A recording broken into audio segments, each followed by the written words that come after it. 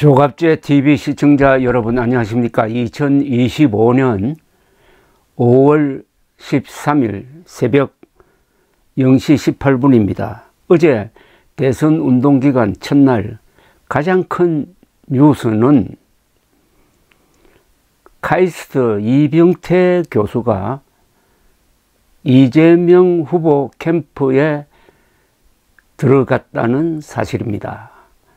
이병태 교수는 자유시장경제 이론가로서 지금까지 좌파 이론가들과 싸우기만 하면은 백전백승했던 사람입니다. 최근에는 홍준표 후보의 정책 총괄 책임자를 맡았던 분입니다. 저도 잘 알고 자주 만나고 많은 공부를 한 정말 한국 지식인 사회의 아주 소중한 인재입니다. 이분은 항상 보수적 입장에 서 왔습니다. 특히 이준석 후보를 알아보고 그를 논리적으로 지원했던 분입니다. 이분이 이재명 캠프에 들어갔다는 것은 뭐 변절했다든지 뭐 배신했다든지 하는 이런 사구려 논평으로 설명할 수 없는 어떤 중대한 변화가 한국 사회에 일어나고 있다는 것을 보여줍니다. 우선 페이스북에 이병태 교수가 올린 아주 길면서도 담담하면서도 격정적인 어떤 인사말을 소개를 해드리겠습니다. 나의 페이스북 마지막 포스팅 제 거취에 대한 글. 오늘 제가 어느 캠프에 가는지에 대한 기사들이 났고 기자들의 문의가 빗발쳤습니다. 홍준표 후보가 국힘당 후보가 되시고 후에 이준석 대표와 단일화를 해서 자유주의 정부를 만드는 근본 일척을 해보자는 꿈이 4월 29일 좌절되었습니다. 이 두 정치인이 제가 아는 한 자유시장 경제의 철학과 가치를 이해하는 오직 두 분이기 때문이었습니다. 홍준표는 6공화국을 닫는 사람, 이준석은 7공화국을 여는 지도자로 세대교체, 자유주의와 사회주의의 정책 대결, 9세대의 기득권과 청년세대의 꿈으로 대비하는 싸움을 하면 매우 어렵겠지만 탄핵과 계엄을 넘을 수 있지 않을까 꿈꾸었습니다. 경선의 과정은 제게 국힘당이 어떤 조직인지를 여실하게 보여주었습니다. 홍의 꿈이 좌절되는 순간 저는 이제 나라 걱정 접고 정년 퇴임한 은퇴자의 삶을 살아야겠구나 하고 일본 여행을 했습니다. 일주일의 여행의 5일은 행복했습니다. 하지만 마지막 이틀 전부터 제가 생각하지 못한 제안들이 들어와서 고민의 시간이 시작되었습니다. 제가 자유계약 FA 선수가 되었다고 생각했는지 이재명, 이준석 대표 측이 적극적으로 도움을 청해왔습니다. 저는 당연히 제가 정치 부근에서 어떤 일을 한다면은 저의 평소 지론에 부합하는 이준석 대표를 도와 청년들이 헬조선 이야기를 하지 않는 세상을 만드는 데 같이 하는 것이 자연스러운 선택이라고 생각했습니다.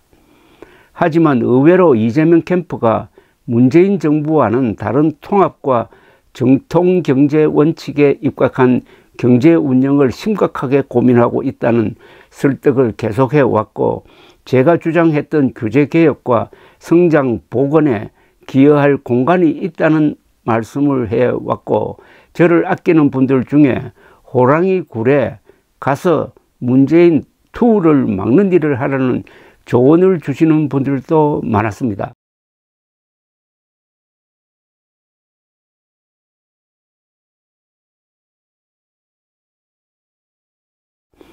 국힘이 보여준 막장 드라마가 저의 선택에 영향을 준 것도 사실입니다. 하루에도 여러 번 생각이 바뀌었습니다. 정치 벤처 이준석 후보가 이재명을 선거에서 이길 수 있도록 도울 수 있을까? 실패하더라도 이후 음모론에 빠지지 않는 건전보수당을 재건하는 데 같이 하는 일도 의미가 커 보였습니다. 한편 지금의 경제 위기가 우리가 다른 생각하고 혼란을 겪을 여유가 있을까 하는 두려움도 컸습니다. 소주성과 같은 사기적 경제정책이 한국의 침몰을 복구 불능으로 만드는 것이 아닐까 하는 두려움입니다. 고민과 고민을 거듭해서 이준석 캠프에 간다는 뉴스도 이재명 캠프로 갈 수 있다는 뉴스의 오해를 만든 것도 저의 입장이 시시때때로 변해서 생긴 일입니다. 제가 김문수 후보에게 힘을 보탤 수 없는 가장 큰 이유는 부정선거 음모론입니다. 저는 반지성 지도자를 수용할 수도 없고 경선 과정이 공정한 게임이 아니었기에 거의 정통성도 수용하기 어렵습니다. 거의 노동운동적인 경제관도 그러합니다. 오늘 당에서 정리한 10대 정책은 자유시장 가치에 비교적 부합하는 것이라서 다행입니다. 부디 김문수 후보가 그 공약들을 이해하고 진심있기를 기대합니다.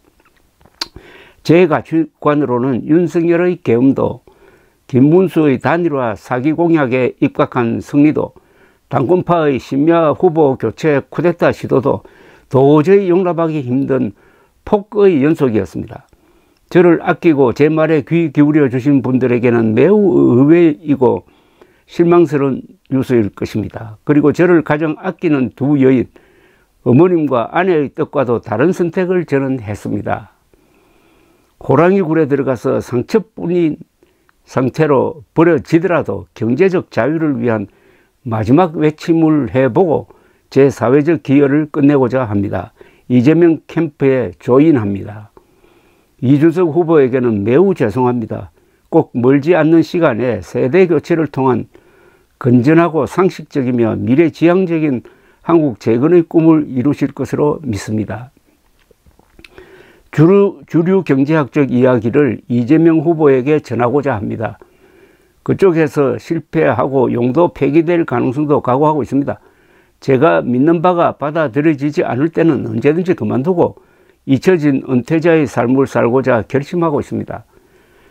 많은 고민을 했지만 저의 이야기에 관심을 보여준 여러분의 이해를 얻기는 어렵다고 생각합니다. 제 삶의 주인공이 저이기에 모든 질책과 조롱도 저의 몫이라고 생각합니다. 이 포스팅을 기자들의 수많은 문의에 대한 답으로 대신하고자 합니다. 그리고 대선 기간 동안 또는 그 이후 오랜 동안 페북을 접도록 하겠습니다. 페이스북에서 여러분과 대화를 통해 많이 배웠습니다. 감사합니다. 제 페이스북은 오늘 자정을 기해 닫겠습니다. 욕하실 분들은 그 이전에 달아주세요. 여러분들의 판단은 막 각기 다를지 모르지만 저는 이분의 능력과 인격을 잘 아는 사람으로서 이분의 선택은 어떤 개인적 목적도 아니고 허영심도 아니고 오로지 대한민국 특히 아주 어렵게 되는 이 경제를 어떻게 살릴 거냐 하는 그 일념에 있고 그런 점에서 아주 순수한 마음으로 결정을 했다고 믿어 의심치 않습니다. 또 한편으로는 이런 좋은 분을 이재명 캠프가 모셔간다는 점에서 이재명 대통령 후보와 지금의 민주당을 바라보는 시각에 대해서도 많은 사람들이 좀 깊게 생각해 볼 점이 있다고 생각합니다. 이런 일은 선거가 있음으로 가능한 겁니다. 민주주의 국가에서 선거는 상당한 문제를 해결합니다. 또 선거를 통해서 유권자의 주권적 결단에 의해서 어떤 방향을 만들어내기도 합니다. 그 방향이라는 것은 선거 전에는 아무도 생각하지 않았던 완전히 새로운 방향이 될 수도 있다는 점을 말씀드리면서 대한민국의 지난 77년의 민주주의 역사, 국가 발전의 역사는 고비고비마다 선거를 통한 국민들의 집단 지성이 발휘된 덕분이라는 점을 잊지 않아야 되겠습니다. 감사합니다.